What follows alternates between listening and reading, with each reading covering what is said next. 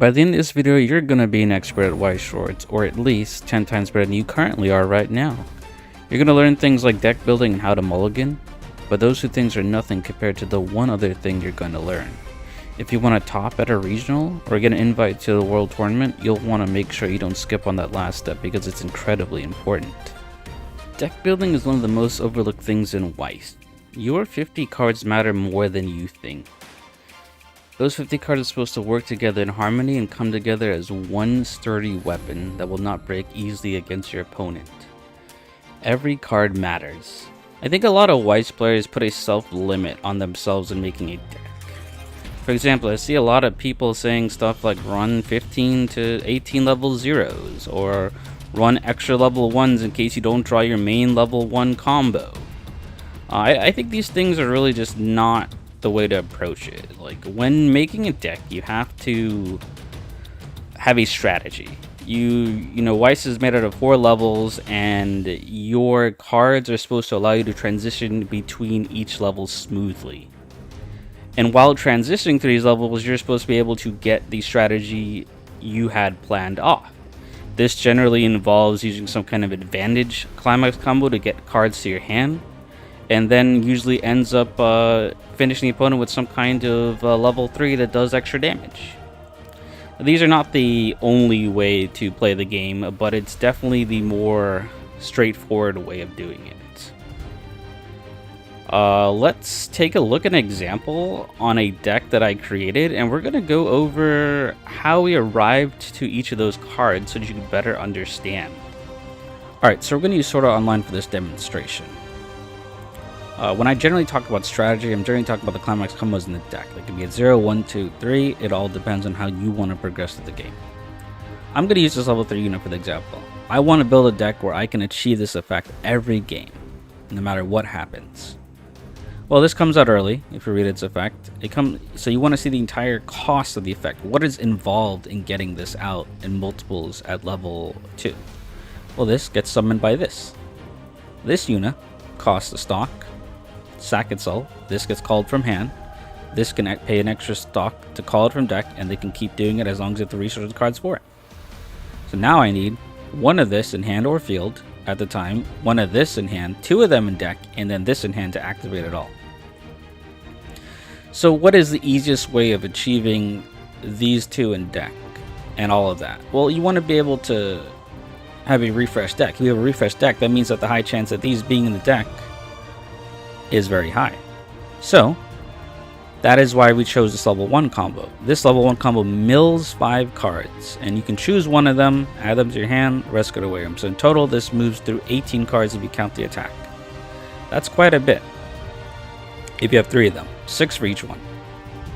So this lets us get to the next deck and hopefully find the pieces we're looking for along the way. Well, then how do you get this? That's why this Alice is in the deck. This Alice now allows you to look for other cards that are 1 or lower. So this means that this Alice can find this. Well, then you're like, well, is there a way to achieve this without building deck? What happens if I get rushed to level 2? What happens if I don't get this? Well, that's not going to happen that often, because you see how these are at higher quantities. It means you have a higher chance of just drawing them or looking for them and getting them. Well, that's where this Sortolina comes in handy. This lets you shove cards back into your deck and then grab a card from your waiting room. So now this Sortolina is there to aid you in case you get rushed to 2, in case you can't mill your deck out, or in case they left your deck. This serves double purposes, right? It can help you find a piece and then set up the rest of it. Well, now you're going to ask yourself, well, how am I getting all these zeros? Like, how am I getting all these 3s, these level 1s? Like, how do we make this work? That's where this comes in.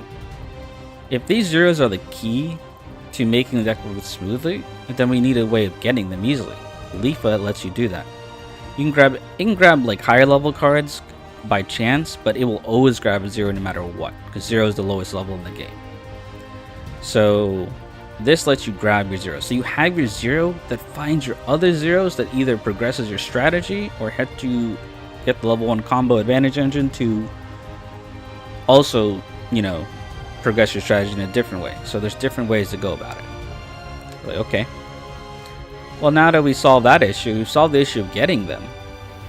But do we want them to stay around? Is this only going to be a one-time thing, a one-turn thing? Well, this is why you need to sometimes, this card needs to survive your turn when you're attacking and maybe survive the opponent's turn. Well, that's why these 6 cards are in here. This Mito and this Sword Graham. This is a character, so it's easier to get. This lets you protect one of your cards for each one you drop. So this allows you to protect one of them so you can reuse them the next turn. On top of that, wire counter is also good. Well, this will come in handy later on. This is why it all works together. This here, Sword Graham, lets you makes your opponent not be able to drop events or backups. And in Weiss, events and backups generally the types of cards that will stop this from staying on the field. Yeah, there are other effects, but those are the ones that affect you the most. So this Sword Graham basically says your opponent cannot interact with you during your turn. And why is it out of 4? Because you want to at least see one of them per game. So being at 4 means a high chance of seeing them one per game cycle. On top of that, it's an event, so it's a lot harder to grab. And how we play this event easily is because of this card right here. This is a brainstorm, but it has the ability to let us play events for free without fulfilling the color requirement. So you see how this all comes together now, right? The zeros find each other, or the 1s or 3s you need to progress the game. Then you have the supporting cast that aids your protection and also serves as extra abilities to get cards. Now we said we're going to talk about this counter and why it's important. This comes in hand with your level 3s over here. These 3s use the same climax as this level 1, so this is very efficient in deck building. These level 3s have 2 different effects, but they combo off the same climax. This one your opponent needs to cancel for it to activate its ability, and this one is cheap but does damage based on your deck state. So this counter can open up a lane on your opponent's side so that this can get a direct attack on the following turn in case you get rushed up to level 3. And this, the reason why this is at 2 and 2 is it's going to be a hard time getting 2 of these off when you're playing this at level 2. Your resources are being funneled into this, your main strategy. This is just trying to end the game extra, because if you don't have an extra way of ending the game, then all you have to do is rely that these 3 attacks per turn are going to kill your opponent, which is generally a lot harder to do. So at least you have extra damage sources that help you defeat your opponent. And the reason why it's 2 and 2 is just because you're not going to use so many of them in one turn. Right? Like, you're not going to play 3 of these, you're not going to play 3 of these, you may be playing 1 and 1 of each, or 2 of these and this. Why is this in the deck? These 2 cards, these zeros, what purpose do they serve? This lets you find, it's a 1-up because it doesn't hurt you if you don't get it, but if you do see it, it does help you, and you're not really in a desperate need. You may use this one every like 5 to 8 games. If that many. This lets you find any card with Mother's Rosario. So anything that combos off of this climax or this one with the same name, it'll find it. So it can find this, it can find this, this. So this means that you have a way of finding this right here, which is your off-trade card. So you see how this technically acts as another copy of any of these. So it lets you, it's like if you ran 3 of this, 3 of this. So it lets you tool into what you're looking for. And it's a 0, so we can find it easily with this Leafa. This isn't here because in early game in Weiss, you're struggling on resources. You haven't built up your resources yet. You have access to only lower level cards. This has a high chance of surviving a turn against the opponent, means that it saves you 1 card from your hand that you can keep to progress your strategy. And then of course this is in here because I will say this in any deck building, if your set has this exact effect, this where it dumps your opponent's stock and takes the top cards of your deck and puts in stock equal to that, it's very strong. Because this just keeps your opponent in check to not get a lot of resources, so they don't have the opportune deck state, or they don't have infinite resources to just like use up on you to do whatever strategies they have in mind. This here, Climax Harper, why is this in the deck? This is a new effect that's been seen last couple of years. Every set generally has this. This lets you trade your Climax. It's so you don't miss your combos. You just take one Climax and trade it into the other. And these are treasure icons. These 6 of these are treasure icons. It means they go to your hand. So that means I will generally have a climax to use to get the right climax using this. It's a 2 of because you want to be able to find it when you need to look for it. If it's a 1 of, it might get lost somewhere. Why did I split this up? Well, 1, I didn't want 6 treasure icons to go to my hand. There are 8 treasure that go to my hand. So I decided to keep it at 6 where it's high enough to trigger it, but not too much to where I get clogged. And this serves 3 purposes. 1, it has 2 soul icons in it, so this finisher mills your deck, and you burn for the number of soul icons, like the sum of that. This means that even if I just mill this alone, I get 2 extra damage. So it helps with that. The other reason is it lets you grab a card from waiting with a soul trigger when you play it. So it just lets you get at a card straight out from waiting room. So you can grab this to finish your opponent. You can grab this to further your game plan. You can grab these counters. You know, it lets you get something so that you can play the game in the way you want to. You have the option of getting extra cards and progressing your strategy. So now you see how all these cards work together. That's why deck building is so important. Because with Weiss, a game where cards are moving in different zones a lot, having a very consistent deck means you will be able to achieve your strategy almost 100% of the time. It's a card game, so I'm not going to say 100%, but it should be fairly consistent, and then you have contingency plans in case it goes wrong. So I know it may be hard coming up with your own strategies if you don't have a lot of knowledge of the game, or let's say you're new but you still want to take the game a little bit more seriously. My solution to that is in the pinned comments below. I'm going to list 3 decks I think are very good. If you've liked that information, if you thought it was helpful, don't forget to like, comment, and subscribe for more Weiss. But having a good deck will not mean anything if you don't have the right start. In Weiss, there's something called mulligan. And that means at the beginning of the game, you can ditch X number of cards from your hand and draw that many cards from the top of your deck. The reason why we spend so much time on deck building is because this allows our mulligan to become a lot better. If our decks are very consistent, that means if we ditch cards we don't want, we'll generally may have a higher chance of getting cards we do want. And a lot of people make mistakes at this stage because they don't know their goals when moving towards the different levels of the game.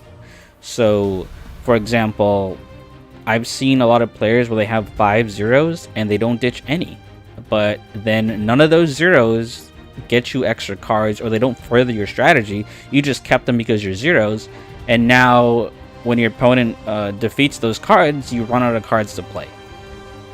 You know, you're not taking advantage of what your deck does.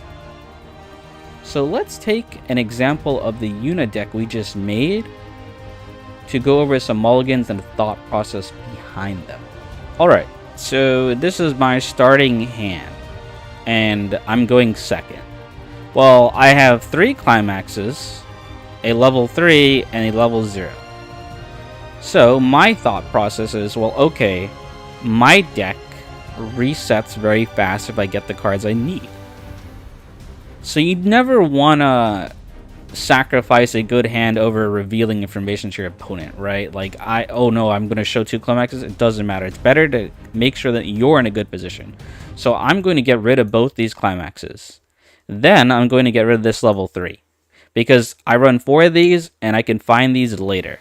So I'll keep the 0 in case I don't have any attacker. At least I have 1 attacker, and I'll keep the climax for level 1. Because it's level 1 climax combo.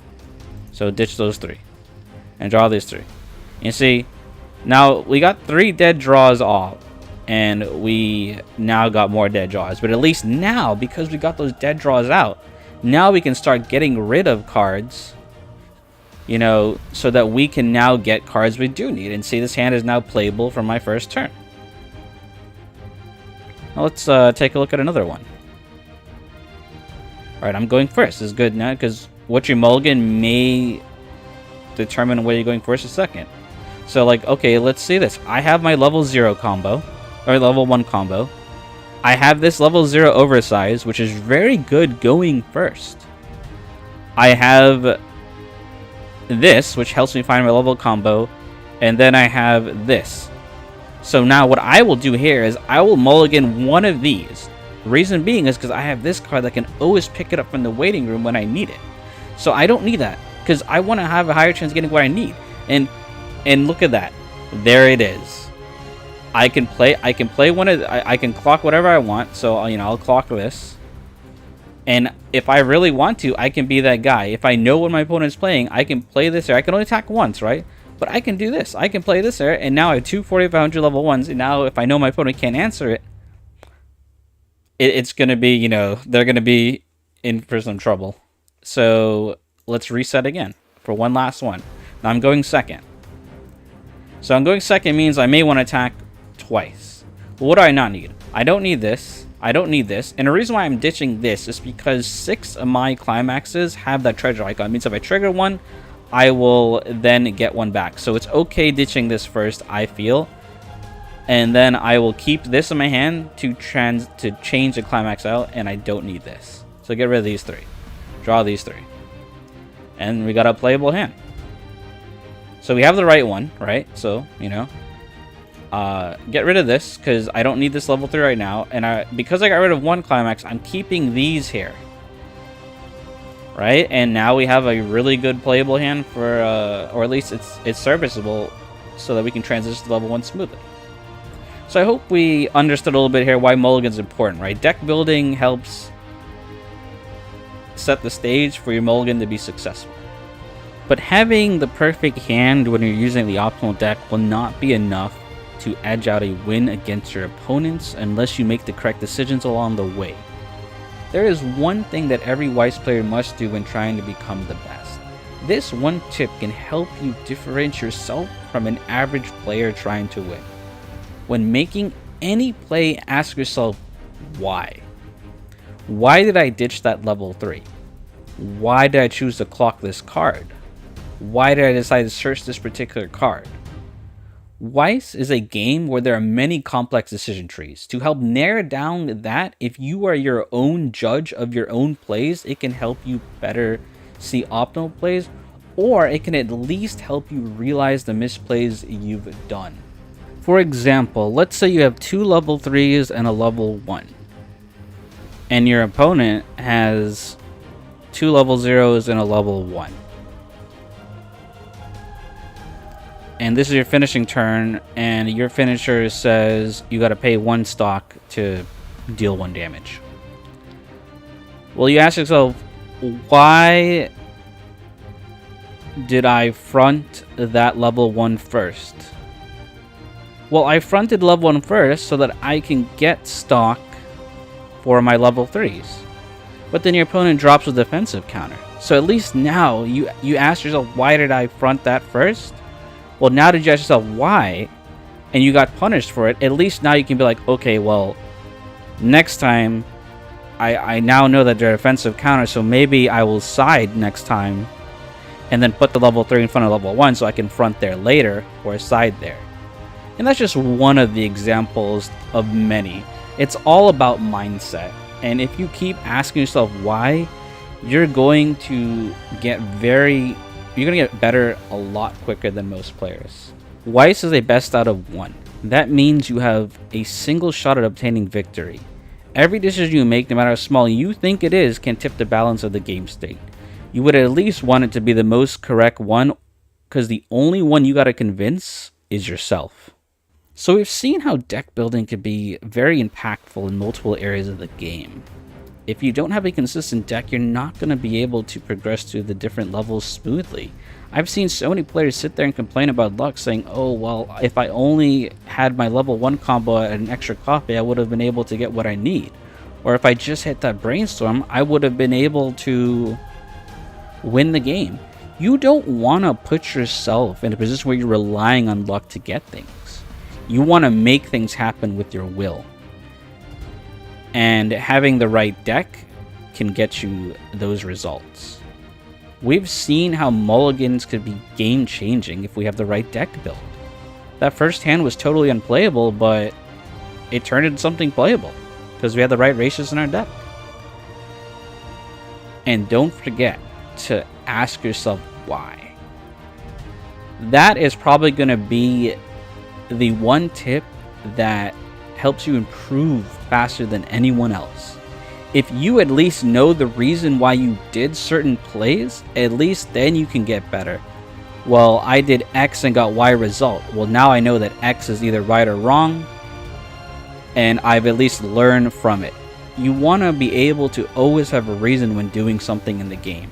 You do not want to just turn your card sideways and be like, okay, well, this is now the game state. Let's see how we go from there. So I hope we have all learned something from this video. You know, if you guys want to see more Weiss content, I plan to create a lot more in the future. I'm the ancestor of Weiss, and catch you guys on the next video.